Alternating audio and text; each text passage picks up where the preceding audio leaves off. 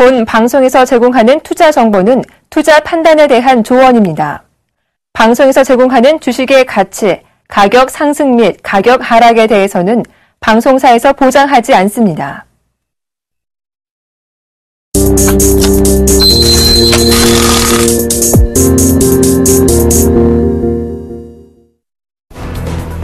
최근 카드 관련 각종 금융사고가 끊이지 않는 가운데 1억여 건의 고객정보 유출로 일부 업무 정지를 당한 카드사들이 17일부터 본격 영업재개에 들어갑니다. 금융위원회와 금융감독원은 이들 카드사의 영업정지 기간에 감독관 등을 파견해 집중적으로 감독한 결과 별다른 규칙 위반 행위가 적발되지 않아 영업재개를 허용했습니다. 불황에 시달리는 증권사들이 올 1분기엔 이익을 내며 한숨을 돌렸습니다. 금융감독원은 61개 증권사의 지난 1분기 순이익이 총 3,551억 원으로 집계됐다고 15일 발표했습니다. 이는 직전 분기인 2,828억 원 적자보다 흑자로 돌아섰습니다. 이 같은 실적은 금리 안정으로 채권 운용 부분 이익이 증가한 덕분이라고 금감원은 설명했습니다. 이주열 한국은행 총재는 16일 미국과 일본, 유럽 등 선진국 경제가 전반적인 회복세를 보이고 있다고 말했습니다. 이주열 총재는 이날 오전 시중은행장들과의 금융협의회에서 국제결제은행 총재회의 참석 결과를 전하며 미국 경제가 1분기에 이상 기후로 주춤했지만 2분기에는 회복세를 띨 것이라는 견해가 유지되고 있고 통화정책 또한 완화 기조를 지속할 것으로 보고 있었다고 말했습니다.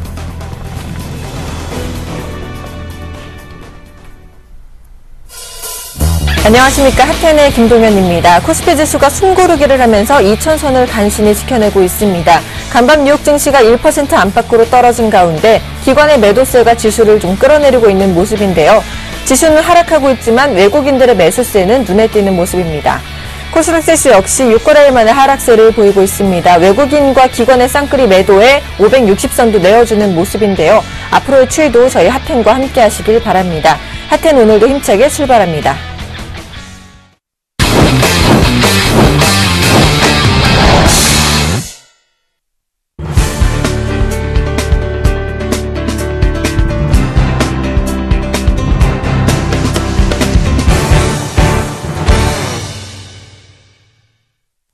네, 금주의 핫 이슈를 정리하고 다음 주 주목할 만한 이슈를 미리 점검해보는 시간입니다.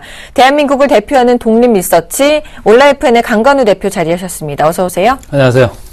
반갑습니다. 네. 네, 이번 주 핫 이슈 먼저 살펴주시죠. 자, 이번 주 이슈 좀 3개 정도로 정리를 해봤습니다. 코스피가 어쨌든지 연중 최고치를 경신을 한번 했죠. 네. 오늘은 뭐 조금 빠지고 있습니다만은 그거 한번 지켜보기로 하고요. 삼성그룹에 전체적으로 전 세계의 시선이 집중돼 있습니다. 지금 이건희 회장이 병원에 입원 중인데 계속적으로 삼성그룹 이슈 좀 지켜보기로 하고, 세 번째는 조선업에서 해양 플랜트를 두고 지금 그 갑론을 그 애널리스트들이 지금 대립각을 세우고 논쟁이 벌어지고 있습니다. 그래서 재미있는 코너를 이렇게 준비를 해봤습니다. 제일 먼저 코스피가 연중 최고치를 경신한 것부터 좀 살펴보겠습니다. 외국인들이 최근에 조금 이제 팔고 있다가 갑자기 8천억 넘게 순매수로 돌았습니다. 그게 이제 결정적인 원인이 돼가지고 코스피가 연중 최고치를 경신을 한 건데요. 삼성그룹 핵심주를 위주로 매수세를 좀 집중을 한 바가 있습니다. 삼성전자,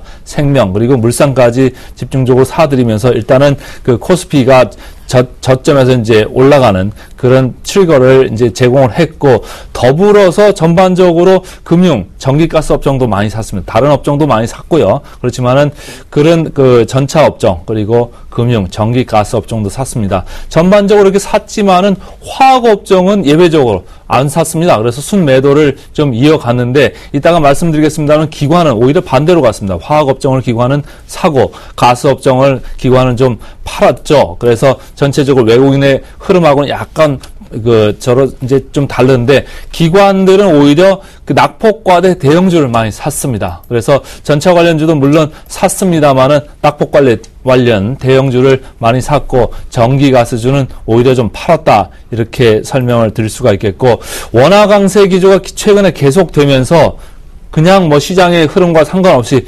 지속적으로 올라가는 업종 있죠.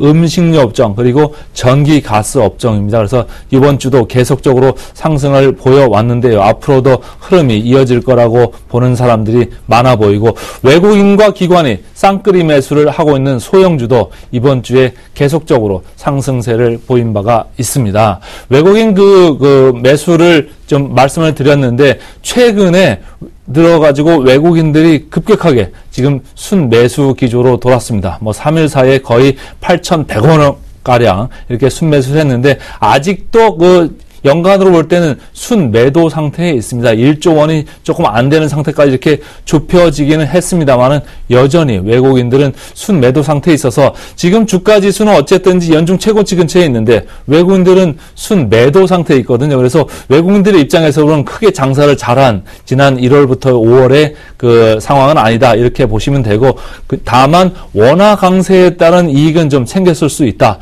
해서 전체적으로 보면은 거의 약간 소폭의 플러스 정도 아닌가 이런 생각으로 보시면 될 것 같습니다. 알겠습니다. 그 다음 주에 그 다음으로 좀 제가 좀 지켜본 건 사실은 그 미국 시장의 그 흐름하고 중국 시장의 흐름입니다. 우리나라 이제 증시가 미국 시장하고는 이제 디커플링이 가면서 서로 이제 좀 다른 행보를 보였고 오히려 중국 시장의 상관계수가 상당히 높거든요. 상관계수 거의 0.9 정도 되는데 중국 시장의 흐름을 같이 가고 있었는데 이번 주는 좀 달랐습니다. 이번 주는 저희 시장은 삼성그룹 관련되는 그런 트리거가 된 모멘텀이 있었던 시장. 그래서 한국 증시는 중국 증시하고 많이 같이 갔습니다만 이번 주 증시는 중국 증시는 약간 조정을 받는데 우리나라 증시만 돋보이는 이런 한 주였고 중국 상해 증시 다음 주에 2000선을 다시 테스트할 가능성이 크기 때문에 우리나라 증시도 조금 지금 고점 상태에 있습니다만 좀 우려를 하면서 보시면 될 것 같습니다. 자, 삼성그룹 이슈 때문에 우리 그 증시가 돋보인 한 주였는데 삼성그룹에 전 세계 언론들이 많이 지금 그 시선을 집중을 하고 있습니다. 삼성그룹이 우리나라만의 회사가 아니고 이미 이제 글로벌 차원의 회사가 돼 버렸기 때문인데요. 이건희 회장이 이제 입원을 하면서 여러 가지 관측들이 나오고 있습니다. 그런데 제일 관측들을 볼 때 정확하게 이야기해 주는 거는 역시 돈입니다. 돈으로 보여주는 게 가장 그 정확한 흐름인데요. 삼성생명 주식 주가가 가장 많이 올랐습니다. 어제까지 6.2% 정도 올랐고 그 다음으로 삼성전자가 5% 중반대 이런 흐름을 보였습니다. 삼성물산도 이제 조금 올랐습니다만은 예외적으로 삼성엔지니어링도 거의 5.9%, 6%에 가까운 이런 흐름을 보이면서 전체적으로 이건희 회장의 와병설이 삼성생명, 삼성전자 그리고 다른 삼성 계열사의 주가까지도 끌고 올라가서 삼성그룹의 시가총액 전체의 합이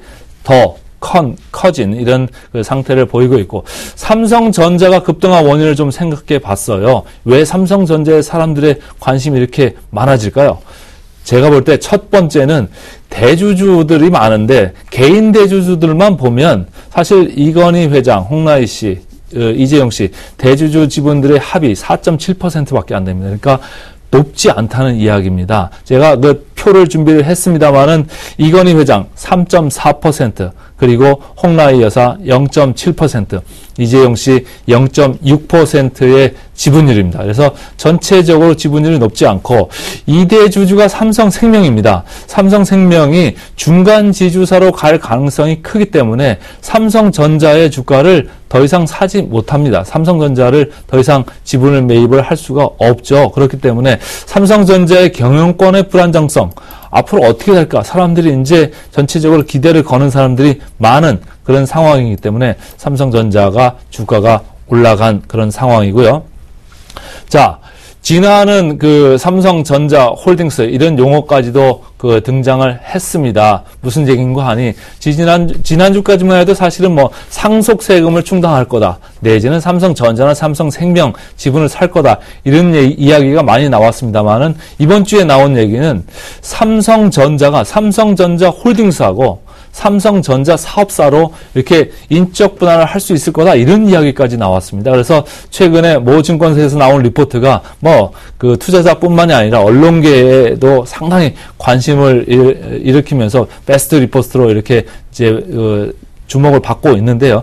전체적인 이야기를 간단히 줄이면 그렇습니다. 삼성전자가 한 전체 시가총액의 한 20% 되는 지분을 들고 있는 회사들이 많습니다. 전자 계열사도 있고 그 안에 이제 뭐 여러 가지 회사가 있습니다. 그래서 그것을 떼어낸 삼성전자 홀딩스가 하나 생기고요. 물론 그 안에는 삼성전자가 들고 있는 자사주도 포함될 수 있다. 이렇게 보는 겁니다. 그리고 한쪽에는 삼성전자 고유의 사업을 하는 사업 부문의 회사, 이렇게 두 회사로 인적 분할을 한 다음에 우리가 많이 봤습니다. 인적 분할을 한 다음에 대주주들이 보통 주식 수합을 하거든요. 주식 수합을 하다 보면은 대주주의 지분율이 홀딩스 회사에서 높아지게 되어 있습니다. 그래서 주식 수합을 하면서 홀딩스의 지분을 높이고 그 홀딩스를 지금 삼성 에버랜드 IPO 갈 가능성이 이제 높아지는데 삼성 에버랜드하고 이렇게 지분을 합병을 하다 보면은 그러면은 삼성 에버랜드가 사실 삼성그룹의 가장 상위의 홀딩스 지주회사로 떠오르게 됩니다.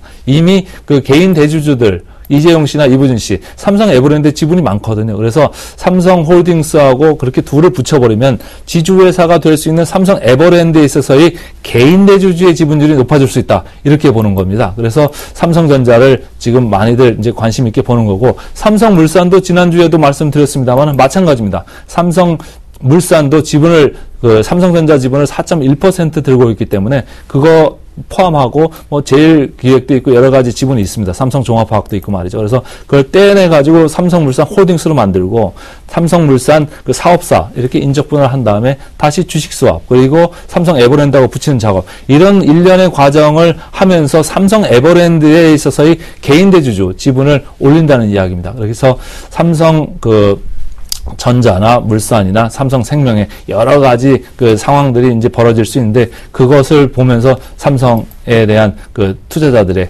지분이나 여러 가지 그 관점이 정리가 된 게 그대로 주가로 나왔다고 보시면 됩니다.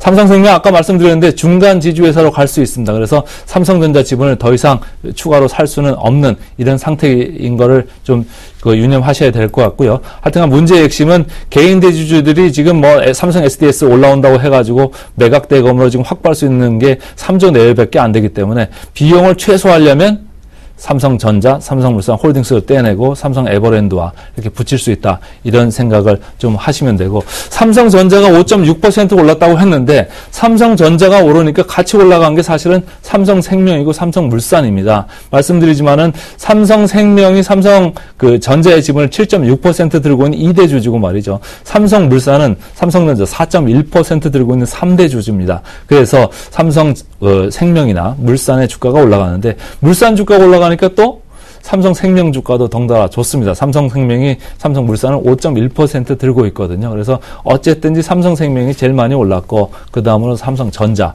그리고 삼성물산까지 이렇게 올라가는 걸 보연 한 주였습니다. 삼성 SDS가 전주 중반에 이렇게 IPO를 이야기를 하고 나서 또 올라가는 주식들이 있죠.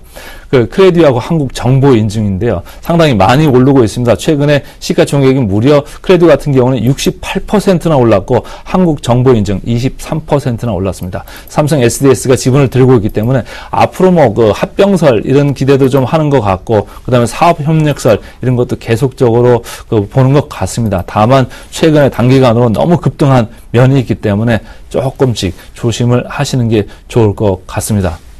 자, 이래서 이제 삼성그룹 이슈까지 말씀드렸고, 하나 제가 이제 아까도 말씀드렸습니다만 재밌는 이슈가 있어서 조선업을 조금 정리해 보려고 가지고 나왔습니다. 최근에 삼성중공업이 1분기 영업적자를 대규모로 내면서 실적 쇼크를 보였어요. 그래서 삼성중공업 주가도 많이 떨어졌지만은 조선업 전체적으로 주가가 많이 빠졌습니다. 그래서 일부에서는 조선업에 하는 해양 플랜트 사업 앞으로 미래가 그렇게 밝지 않다 이렇게 이야기를 하고 있고, 한쪽에서는 그렇지 않다, 해양산업이 미래의 먹거리다 이렇게 이야기를 하고 있어서 제가 좀 정리를 해봤는데요. 해양사업 최근에 보니까 전체적으로 이익이 많이 나지 않는 이유가 상성같이 이렇게 표준화가 되어 있지 않다라는 이야기예요. 표준화가 되어 있으면 크게 설계 변경이 있는 요소가 없는데, 이 해양 플랜트는 말이죠. 각 지역마다 그 최적화를 해야 되는 설계를 하기 때문에 비용도 많이 들고 엔지니어링사가 각기 좀 다르기 때문에 요구하는 것도 다르다는 이야기입니다. 그리고 수주를 안 해본 거를 좀 수주하다 보니까 수업료도 많이 내고 그래서 좀 공격적인 수주를 한 게 저가 수주로 이어진 거 아니냐 이렇게 생각을 하는 모습이고 미래에 있어서도 말이죠. 지금 기본 설계에 대한 이해나 그 경험이나 이런 게 약간 일천하기 때문에 앞으로 크게 나아지는 게 없을 거다. 이렇게 보는 시각이 있는 반면에 조금 옹호론을 하는 사람들은 삼성중공업이 지금 뭐 2개의 프로젝트에서 상당히 적자를 좀 심하게 보였습니다만 그거는 개별 프로젝트에 대한 이슈지 이거를 사업 전반적으로 이렇게 펼쳐놓고 이야기를 하면 안 된다. 이런 얘기입니다. 발주처나 엔지니어링사나 뭐 조선사 모두 안 해봤던 초대형 그 사업 영역이었기 때문에 조금 경험 부족에서 나오는 이슈가 있었던 거다 이렇게 얘기를 한 거고 나이지리아 프로젝트에 있어서는 뭐 로컬 콘텐츠 그러니까 현지화 비중을 좀 맞추기 위해서 그 수익성이 나빠졌던 거지 일반적으로 지금 놓고 보기에는 무리가 있다 이런 이야기고 현재 그 수주에 있어서 뭐 저가 수주의 이슈는 있습니다만은 상선 부분이 조금 못할 때 이쪽 해양 플랜트 부분에서 하면서 조금 그 뭐라고 할까요 상쇄시킬 수 있는 그런 부분이 있기 때문에 해양 플랜트 부분을 뭐 포기할 수는 없는 거 아니냐 이런 생각을 하는 겁니다. 그리고 앞으로 이제 대해양 시대를 생각하는 이제 애널리스트들은 앞으로 먹거리는 이쪽에서 오는 거 아니냐. 지금 수익성 좀 나쁘지만 결국은 꾸준히 하다 보면은 경험도 쌓이고 노하우도 쌓이고 그러다 보면 과거에 이제 조선업에서 일고 왔던 그런 사이클이 큰 사이클이 돌아올 수도 있는 거 아니냐. 이렇게 서로 이제 대립각을 세우고 이야기를 하고 있는데요. 재밌는 건 말이죠. 긍정론, 부정론, 뭐 이렇게 이야기를 하고 있습니다. 토픽은 똑같습니다. 무슨 회사인 거 아니? 대우조선해양입니다. 대우조선해양. 에코십 부분에 있어서 이제 다른 이제 조선사보다 조금 우위에 있어서 설계 능력에 있어서는 지금 주도적인 그 선사로, 이렇게 조선사로 지금 이제 인지를 서로 받는 이런 양상에 있고 러시아 야만 LNG선 수주 임박설이 지금 계속적으로 있습니다. 아침에도 그런 관련 뉴스가 나왔는데요. 그래서 그런 부분도 좀 플러스로 보는 것 같고 수주 잔고에 있어서도 타사 대비해서 조금 건전하다 이렇게 보고 ROE나 뭐 밸류에이션을 봤을 때도 수익성 대비해서 밸류에이션이 상대적으로 싸다 이렇게 보면서 토픽을 대우조선해양으로 이렇게 이제 이야기를 하고 있는 겁니다. 저희 그 올라 FN에서는 최근에 이제 그 롱숏 관련되는 이제 리포트도 내고는 있었는데요. 제가 방금 그 이제 얘기하면서 타사 이야기를 했습니다. 타사 중에는 현대중공업이라는 이런 회사도 있습니다. 현대중공업 뭐 일반적으로 사람들이 생각하실 때 조선사 이렇게 생각들을 많이 하시잖아요. 조선사 맞고요. 근데 그 안에 연결로 보면 말이죠. 정의 부분도 많이 들어와 있습니다. 지금 차트를 좀 보면 좋을 것 같은데 조선하고 해양 부분을 이렇게 합쳐보면은 전체 매출 비중이 작년에 40%였습니다. 그런데 정의 부분을 보니까 41%예요. 그러니까 조선 부분을 담당하는 애널리스트가 하기 때문에 현대중공업 이야기할 때 정의 부분은 거의 싹 빼고 조선 부분만 이야기합니다. 그렇지만 정의 부분을 보면 정유업 주가들이 금년에 안 좋잖아요. 그리고 셰일가스 이슈 때문에 정유업 주가 그렇게 좋아질 이슈가 없어서 제가 볼 때는 현대중공업이 순수한 조선사는 아니다. 그렇다고 보면 대우조선해양을 토픽으로 롱 쪽에 놓고 현대중공업을 숏 쪽으로 놓고 가는 건 어떨까 이렇게 이제 생각을 하면서 저희 올라 FN에서는 롱숏 전략을 이제 제시를 해드리고 있습니다. 네, 지금까지 이번 주 핫 이슈를 정리해 봤고요. 다음 주에 주목해야 할 이슈에는 어떤 것들이 있고 또 전략까지 좀 함께 세워주시죠. 네, 아무래도 이제 시장이 오늘 뭐 2000선 초반까지 다시 이제 밀렸는데 네. 2050선이 지금 가로막고 있잖아요. 이걸 이제 뚫을 수가 있을까라는 게 이제 사람들의 공통된 의견일 것 같은데 가로막는 2050선. 그래서 제가 제일 먼저 그 생각을 해보고 있고 기관 판매 제가 볼 때는 큰 파도는 약간 지나간 거 아니냐 뭐 여진이 좀 있겠습니다만 전체적으로 그림을 한번 보면 말이죠. 그 1950선부터 2000선까지 올라가면서 기관들이 많이 팔았습니다. 그래가지고 최근에 이제 1940, 50 뭐 여기까지 오면서 기관들이 약간 순 매도까지도 넘어갔습니다만 최근에 약간 돌았습니다. 근데 전체적인 폭은 줄어든 상황입니다. 그래서 큰 파도는 지나간 거 아니냐 이렇게 저는 좀 생각을 하고 있고요. 외국인이 지금 매수를 하고 있습니다. 전체적으로 외국인들이 8,100억 정도 이렇게 사들어온 금주 증시인데 다음 주에도 오늘도 뭐 약간 사고 있습니다만 다음 주에도 약간 이어지는 거 아니냐. 그래서 중국과는 약간 그 차별화 장세, 한국만의 차별화되는 증시를 보일 가능성도 있다. 이런 생각입니다. 그렇지만은 저는 좀 대외적으로도 조금 신경을 써야 될 대목이 지금 생기고 있다. 이런 생각을 하고 있어요. 다른 게 아니고 중국의 상해 종합 증시 2000선을 지금 테스트를 하려고 밑으로 자꾸 지금 잡아 당기고 있습니다. 그래서 2000선에 이번 테스트하면은 세 번째 테스트하는 셈이 될 수 있는데요. 중국 상해 종합 지수에 우리나라 그 증시가 많이 상관돼 있다, 연관돼 있다 이렇게 말씀드렸잖아요. 그래서 중국 상해 증시가 2000선을 만약에 한번 깨는 일이 있으면 우리 증시도 좀 영향권 안에 있을 수 있다. 이런 생각을 하시면 좋을 것 같고요. 양시장 모두 신용잔고 올라가고 있습니다. 그래서 계속적으로 말씀드린다마는 지금 4조 9,300억 이 정도 수준까지 올라왔고 빨간 선으로 차트를 보시면 알 수 있습니다만 계속 올라가고 있습니다. 잠시 주춤했다가 이번 주에 더 올라왔습니다. 그래서 코스피 쪽에서 2조 5,700억, 코스닥 쪽에서는 2조 3,700억. 사실 시장 규모 보면은 코스닥 2조 3,700억 좀 높게 느껴집니다. 그리고 그 시장이 약간 여기서 크게 뻗어나갈 가능성보다는 옆으로 갈 가능성이 조금 있는 증시이기 때문에 신용잔고 있는 주식들 조금 그 조심을 하시면서 이렇게 그 대응을 하시면 좋을 것 같습니다. 알겠습니다. 자, 지금까지 이번 주 정리와 다음 주 전략까지 알아봤습니다. 강관우 대표와 함께했습니다. 도움 말씀 고맙습니다.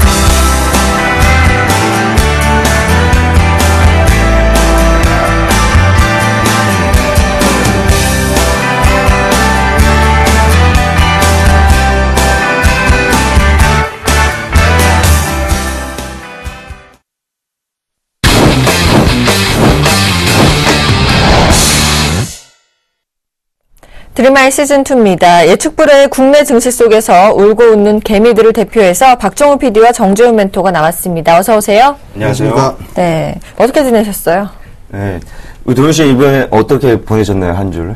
그냥 저는 방송하고 보냈죠. 아, 방송하고 보내셨나요? 예, 이번 주에 시청자분들이 아주 어제까지는 엄청 기분 좋게 투자를 하셨을 것 같은데 네. 또다시 오늘 밀리는 모습을 보이고 있습니다, 멘토님. 어떻게 보시나요, 오늘? 이천선이 무너졌네요. 네, 좋게 보고 있습니다. 네.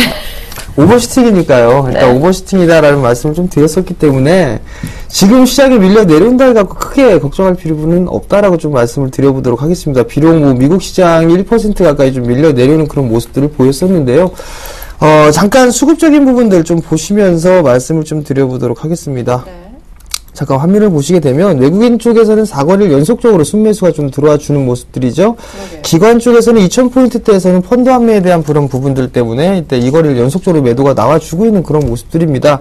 결국에는 외국인 쪽에서 매수를 해주고 있는 그런 모습들은 일단 긍정적이다라고 좀 보셔도 좋을 것 같고요. 그래 또 한 부분들을 보시게 된다라면 프로그램입니다. 지금 비차익 쪽에서도 940억 가까이 매수가 좀 들어와주고 있는데 최근에 이 시장이 급반등이 나오는 부분들은 외국인들의 역할이 좀 컸었지만 프로그램에 대한 부분도 상당히 컸다라고 좀 보셔야 되거든요. 근데 이 프로그램 쪽이 비차익 쪽에서 만약 꾸준하게 들어와주는 그런 모습들이 보여준다라면 아마도 조정의 폭은 그렇게 크지가 않을 겁니다. 또 하나는 아직 바스켓이 좀 많이 비어져 있는 그런 상황들이기 때문에 많이 빠져있는 종목군들 중에서 뭔가 모멘텀이 살아있는 그런 종목군들, 이런 종목군들이라면 프로그램 매수가 좀 유입이 될 거예요. 그렇게 되면 지수는 크게 밀리거나 그런 부분들은 없다라고 좀 생각을 하시고요. 지금 자리 때문에 조정을 받는다라고 한다면 양호한 조정이다라고 있다라고 좀 생각을 하시는 게 좋을 것 같습니다. 알겠습니다. 그렇다면 먼저 박 PD의 지난주 포트폴리오를 확인하고 더 자세한 얘기 나눠보겠습니다. 포트폴리오 확인해 보겠습니다. 네, 현금 비중은 15%고요. 한전 KPS 10%, 바텍 20%, 미동전자통신 5%, 팜스토리 10%, 오이솔루션 20%, 차이나 하우란 20%의 비중으로 보유하고 있습니다. 자, 한전 KPS는 3%의 수익률을 기록 중이고요. 바텍도 27.6%의 높은 수익률을 기록 중입니다. 미동전자통신 역시 15.2%의 수익률을 기록 중이네요. 팜스토리도 6.9%의 수익률을 기록 중이고요. 오이솔루션은 0.8%의 조금 마이너스 수익률이고요. 차이나 하우라는 지난주 큰 폭의 하락이었는데 그래도 많이 회복을 했습니다. 마이너스 7.9%의 수익률로 기록 중입니다. 네, 포트에 있는 종목들 AS 해주신다고 하죠?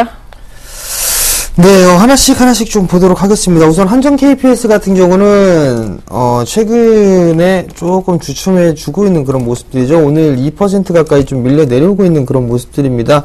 일단 단기적으로 상승 추세는 유지가 되고 있는데요. 이제 어느 정도 기간 조정에 좀 들어갔다라고 좀 보셔야 될 것 같습니다. 아마 많이 밀리게 된다라면 64,000원 부근대 이 박스권역으로 좀 진행이 되지 않을까 싶은데요.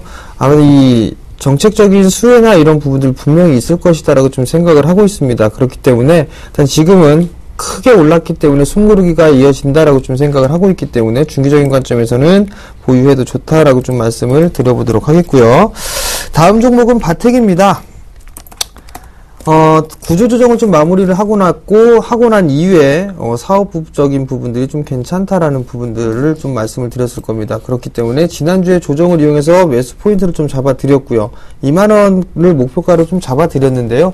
아마 그 자리 때는 무난하게 넘어가지 않을까 싶습니다. 그렇기 때문에 보유 관점 말씀을 드려보도록 하겠고요. 여기서 그 바텍 질문 하나 드릴게요. 네. 근데 오늘도 이제 최고점 찍고 18,550원 찍고 내려오는 모습인데, 네. 이쯤에서 이제 많은 투자자분들이 만약에 이제 드림아이를 시청해 계신 분들이 뒤에 많은 분들이 이제 이시를 하고 싶은 욕구가 생기실 것 같아요. 네. 2만 원까지 참으려면 어떻게 참아야 될까요? 안 보면 됩니다. 참으면 되나요? 네. 안 보면 돼요. 일찍 예를 한번 들어서 보게 되면, 저희 이제 고객분들이나 이런 부분들이 있습니다. 근데 전업 투자를 하시는 분들도 있고, 직장인 분들도 있거든요. 그럼 목표가를 어느 정도까지 봅니다라고 하면, 직장인 분들은 좀 대부분 다 들고 가시는 편이거든요. 근데 전업 투자가 즉 시장에 계속적으로 참여하고 있으면, 시장이 불안하게 되면 그냥 자르고 다시 잡을까라는 그런 부분들. 저도 그렇죠. 이제 붉은색이 보이면 얼른 잘라내고 그렇죠. 다른 걸 사고 싶고. 일단 챙겨놓고 다시 한번 받을까라는 그런 생각으로 인해서 이익 실현을 한단 말이에요. 결국 못 삽니다. 그렇기 때문에 직장인 투자처럼 하는 게 좀 좋지 않나 싶어요. 그냥 분들은. 근데 그리고 또 한 부분들은 수급적인 부분들을 좀 보시면 괜찮을 것 같아요. 지금 양매수가 들어와주고 있거든요. 그렇기 때문에 크게 걱정할 필요성은 없다라는 거 말씀을 좀 드려보도록 하겠고, 의료기기 쪽입니다. 헬스케어 쪽이기 때문에 지금 우리나라 시장뿐만 아니라 세계적으로도 헬스케어에 대한 관심이 상당히 좀 높거든요. 그렇다면 바텍은 좀 더 추가적인 상승이 가능합니다. 거기다가 실적까지 좀 잘 나오고 있죠. 그렇다면 턴어라운드가 완전히 끝났다, 턴어라운드가 됐다라고 좀 보셔야 되기 때문에 무난하게 상승을 할 겁니다. 일단 홀딩 관점으로 하는 게 조금 더 좋다라고 좀 말씀을 드려보고 그렇다면 싶네요. 멘토님 말씀은 밑에서 어차피 매수하신 분들은 굳이 모멘텀에 살아 이런 종목을 잘라낼 필요 없고 자신이 이제 측정한 목표가까지 기다려본 것도 좋은 전략이라는 그런 말씀이시네요. 그렇죠. 가져가시는 게 제일 좋습니다. 알겠습니다. 다음 종목도 에이스 부탁드립니다.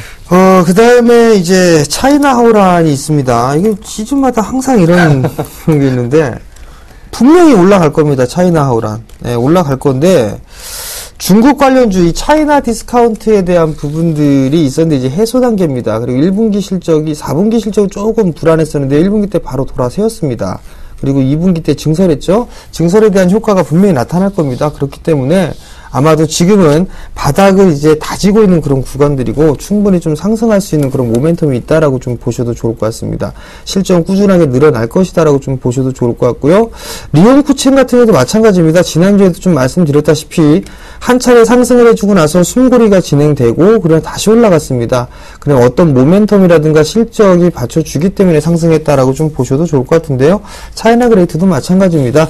우리나라 종이 사용량보다 중국은 현재 절반 정도밖에 수준 밖에 사용을 하지 않고 있기 때문에 종에 대한 쓰임이 늘어날 것이다. 그리고 신규로 공장을 좀 증설했는데 이거는 고급지, 즉 마진이 남는 제품을 생산을 하거든요. 그렇기 때문에 이 실적에 대한 증가폭은 조금 더 클 것이다라고 좀 보셔도 좋을 것 같습니다. 그러니까 이 종목도 마찬가지로 보유 관점으로 말씀을 좀 드려보도록 하겠고요. 멘토님, 그러면 차이나 하오란이 지금 61선 지지하는 모습이잖아요. 네. 그럼 지금 이쯤에서 지금 만약에 투자하시는 분들이 추가 매수를 한다거나 신규 관점으로 봐도 좋은 가격일까요, 지금? 자, 일단 이 부분들 한번 생각을 해보셔야 될 것 같습니다. 가격적인 부분들에서는 신규로 혹은 분할로 좀 접근은 가능합니다. 다만 지금 거래량이 그렇게 크지가 않죠. 그렇기 때문에 매수를 하기가 조금 더 힘들지 않을까 싶습니다. 만약에 금액이 크신 분들이라면 매수하기가 조금 부담스럽지 않을까 싶거든요.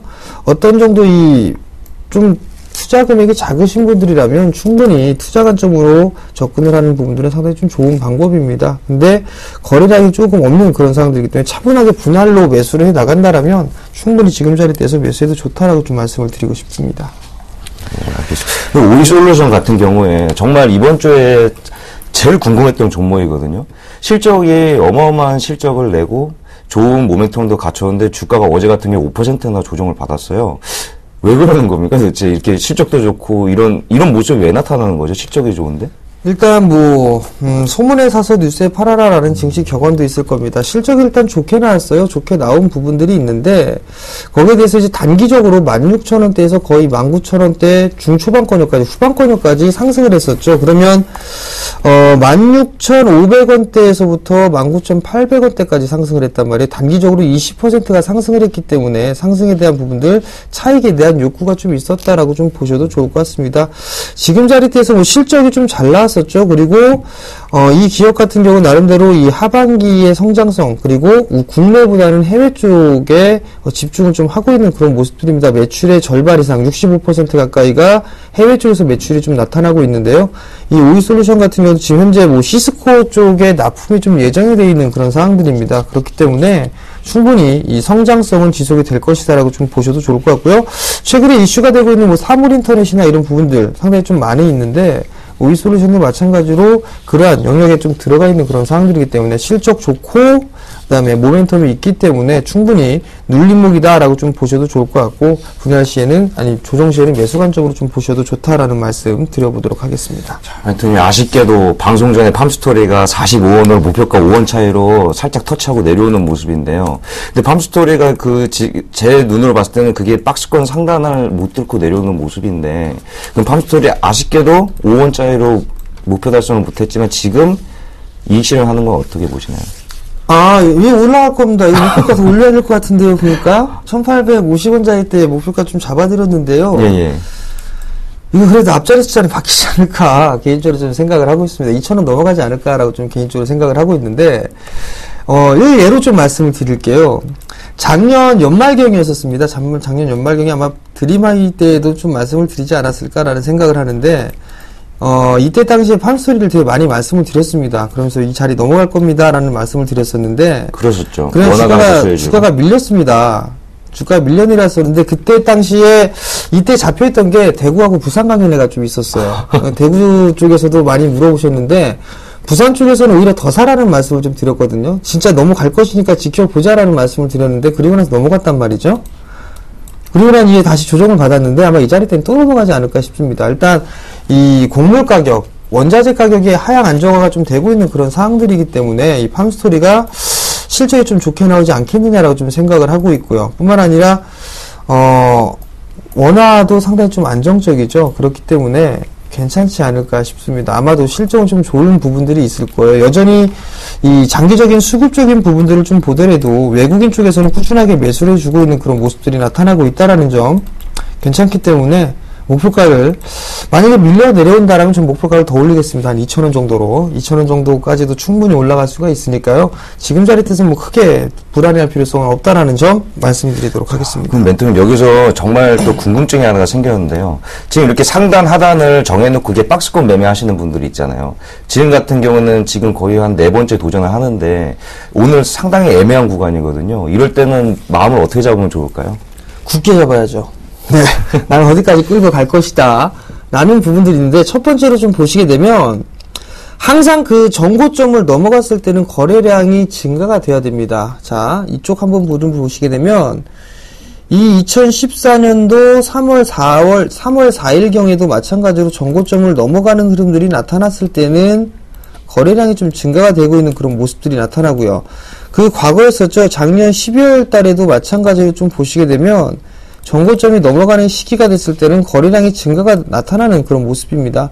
그렇다면 이 부분에도 만약에 1,800원대 이 자리대를 넘어가게는 흐름들이 전개가 되려면 거래량이 좀 증가가 돼야 되는 그런 모습들이죠. 지금 현재 10시 30분 정도인데 전날 거래량 대비 90%가 넘어섰습니다. 그렇다면 오늘 전날 거래량을 넘어설 가능성이 좀 높거든요. 그렇다면 조금 더 보유를 해보는 전략이 좀 좋지 않겠느냐라는 말씀을 좀 드려보도록 하겠고요. 수급 쪽으로 봐도 외국인 기관 괜찮습니다. 그렇기 때문에 크게 두려워할 필요성은 없다라는 거죠. 근데 멘토님 지금 문제가 하나 생겼습니다. 저희 방송 특성상 네. 한 주에 한 번만 하기 때문에 목표가 달성 자동적으로 목표가 달성 처리가 되는데 왠지 지금 45원인데 5원 차이입니다. 목표가 달성을 할 것 같습니다. 오늘 상향해야 될 것 같은데요. 네, 2,000원이요. 2,000원을 상향하시는 네. 겁니까? 2,000원 상향하겠습니다. 그러면 지금 만약에 지금 이 자리에서 매수하는 건 어떻게 생각하시나요? 이 자리 때 만약에 그 부분도 있습니다. 치고 올라가게 되면 넘어갈 수가 있는데 만약에 이 자리대에서 차익 매도가 나오게 된다라면 눌림을 좀 받을 수가 있습니다. 그렇기 때문에 지금 자리대에서 매수를 하는 것보단 조정을 받을 때 매수를 하는 게 좋을 것 같거든요. 즉 1,800원 정도권역에서부터 분할 매수 포인트로 좀 잡아가는 건 괜찮습니다. 또 하나는 만약에 내가 이 자리대에서 매수를 했다라고 하면 손절을 좀 타이트하게 잡고 가야 될 거거든요. 예를 들어서 과거에 매수했던 분들은 전저점이 이탈했을 때 손절할 것이다라고 한다면 예를 들어서 전날의 저점인 1,750원 자리대를 리스크 관리 자리대로 잡으면 되는데 추격으로 하신 분들은 지금 자리대에서 매수를 하신 분들이라면 아마도 리스크 자리는 상당히 좀 클 겁니다. 범위가 밴드가. 그렇기 때문에 타이트하게 좀 잡아야 된다라는 거. 그 부분도 생각을 하시고 만약에 나는 추가 매수를 좀 급하게 하는 성격이다. 아니면 좀 종목을 따라가는 스타일이다라고 한다라면 반씩 나눠서 사시면 될 것 같아요. 지금 자리대 좀 사시고 좀 밀려 내려왔을 때 매수하시면 평단가가 좀 낮아지는 효과가 있기 때문에 차라리 그런 전략을 활용을 하시는 게 더 좋겠다라고 좀 말씀드리고 싶습니다. 멘토님 말씀하는 순간 1차 목표가 달성을 했습니다. 축하드립니다, 멘토님. 1,850원 오늘 1차 목표가 달성하셨습니다. 우리 정 멘토님 축하드립니다. 자, 그리고 미동전자통신 또 엄청난 수익률을 선물해 주시고 계신데 AS 부탁드립니다. 누구죠? 미동전자통신? 정멘토님이 추천하시는 아주 좋은 종목이죠. CF요. 수지 씨가. 맞다, 네. 이제 안 나온다고 하던데요. 그런가요? 네, 안타깝습니다. 그래서 빠지는 게 아닌가라는 생각 좀 드는데요. 여전히 좀 박스권역입니다. 박스권역으로 좀 보시면 될 것 같고, 다만 이제 이 기술적 분석을 하시는 분들이라면 21선 이탈이 되는 모습들이 나타났기 때문에 일단 좀 덜어주고 나와야 되는 거 아니냐라는 부분들을 좀 생각을 하지 않나 싶습니다. 결국에는 목표가를 좀 10,000원 정도를 좀 잡아드렸어요. 10,000원 정도를 좀 잡아드렸는데, 지금, 조금 밀려내려고 있죠? 손절가를 5,700원 정도로 좀 잡아드렸었는데, 아마도 이거는 뭐 크게 의미는 없다라고 좀 보셔도 좋을 것 같고요. 이번 주, 오늘까지는 조금 지켜보고, 다음 주에는 전략을 어떻게 해야 될까 한번 활용을 해봐야 될 것 같습니다. 전략을 구상해봐야 될 거기 때문에, 만약에 절반을 차익하고 절반 물량을 좀 가지고 있는 사항들이기 때문에 크게 부담은 없으나, 일단 탄력이 좀 둔화가 된다라면 포트 변경을 통해서 다른 종목으로 교체를 해보든가 아니면 좀 더 끌고 가든가 그 끌고 갔을 때는 아마 추가 매수를 아마 진행을 할 겁니다. 그렇게 좀 전략을 세워서 말씀을 드릴 테고요. 일단 오늘은 보유 관점 좀 말씀을 드리고 싶습니다. 네, 멘토님 근데 지금 이제 AS는 다 해주셨는데 시장이 지금 심상치가 않아요. 이게 지금 미국장하고 이렇게 똑같이 하락을 하는 모습인데 계속 이렇게 커플링 모습이 계속 유지가 될까요? 글로벌 장세하고. 우리나라 시장하고 미국 시장하고는 냉정하게 봤을 때는 같이 움직이는 그런 시장은 아닙니다. 일단 뭐 미국 시장을 좀 잠깐 보시게 된다라면 한번 보도록 하겠습니다. 해외 시장. 다우지수를 좀 보게 된다라면 다우지수 같은 경우도 신고가의 모습들을 좀 그렸었습니다. 그죠? 16,735포인트 신고가를 그리고 난 이후에 지금 이제 박스권역으로 좀 진행이 되고 있는 모습들인데 저점은 꾸준하게 높아지는 그런 모습들이 나타나고 있단 말이죠. 아직까지는 괜찮은 모습들입니다. 미국 시장 같은 경우도. 나스닥 같은 경우는 조금 밀려내렸었죠. 나스닥 같은 경우는 지금 좀 밀려 내려오는 그런 모습들이 나타나고 있고, 지금 현재 전저점을 이탈해주지 않고 박스권형으로 지금 현재 조정을 좀 받고 있는 그런 모습들입니다. S&P도 마찬가지로 신고가의 흐름들을 좀 기록을 해주고 있죠. 우리나라와 오히려 더 유사한 부분들이 중국 상하이 지수가 아닌가라는 좀 생각입니다. 중국 시장이 못 올라가고 있기 때문에 우리나라 시장도 함께 못 올라간다라고 좀 보셔도 좋을 것 같거든요. 근데 중국도 이제 어느 정도 바닥을 좀 다지는 구간들이 아닌가라고 좀 생각을 하셔도 좋을 것 같습니다. 다만 미국 시장이 올라갔기 때문에 우리나라 지수가 올라갈 것이다 라는 생각들을 좀 많이 하실 겁니다. 근데 그렇게 지금 진행이 되고 있는 그런 모습들은 아니거든요. 그러면 장이 끝나고 나서 개장을 하시기 전에 미국 시장은 올랐구나 빠졌구나 요 정도를 보시고 시초가에 어느 정도 영향을 받겠구나라만 예상을 하시면 될 것 같고요. MSCI 한국 지수를 좀 보시면 될 것 같습니다. MSCI 한국 지수를 보시게 된다라면 저점에 대한 이탈이 없습니다. 4월 달에 형성되어 있던 저점에 이탈이 없는 그런 상황들이었었거든요. 그렇다면 크게 밀리지는 않겠구나라는 부분들을 좀 보시면 좋을 것 같습니다. 왜냐하면 이 MSCI 한국 지수가 외국인들이 좀 보고 있는 그런 부분들이기 때문에 상당히 좀 견조한 모습들이 나타나고 있다라는 얘기죠.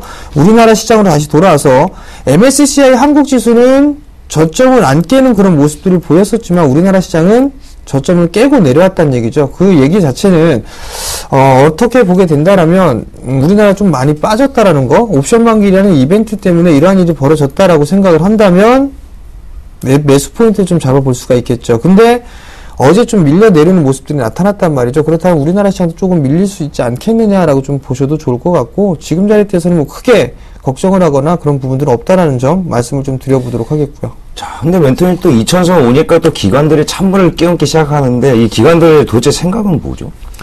기관들도 어쩔 수가 없을 겁니다. 왜냐하면 2000포인트대만 되게 되면 펀드 환매에 대한 부분들을 좀 상당히 펀드 환매에 대한 매물 압박을 좀 받고 있는 그런 모습들인데, 이 과정들은 상당히 좀 오래됐습니다. 지금 월봉 차트를 좀 보시게 된다면 2000포인트대가 지금 그려보게 된다면 요 자리대거든요. 2200자리대에서부터 2011년도, 2010년도 이때부터 이 펀드 환매에 대한 부분들이 상당히 좀 많아졌었습니다. 그리고 지금 자리대에서는 2000포인트에서 2050포인트대에서는 펀드 환매를 해주는 그런 모습들이고, 1950에 1900선에서는 다시 펀드가 유입이 되는 그런 모습들이거든요. 근데 이 정도의 매물수도 어느 정도 좀 마무리가 됐다라고 좀 보고 있습니다. 즉, 이제 펀드 환매에 대한 부분들은 어느 정도 마무리가 되어 가고 있다라고 좀 보고 있고요. 개인적으로는 하반기 시장이 저는 상당히 좀 좋을 것으로 예상을 하고 있습니다. 그렇기 때문에 지금 자리대에서 너무 내동매매를 하는 그런 부분을 좀 여유있게 투자 관점으로 좀 보게 된다라면 분명히 하반기 시장 상당히 좀 좋을 겁니다.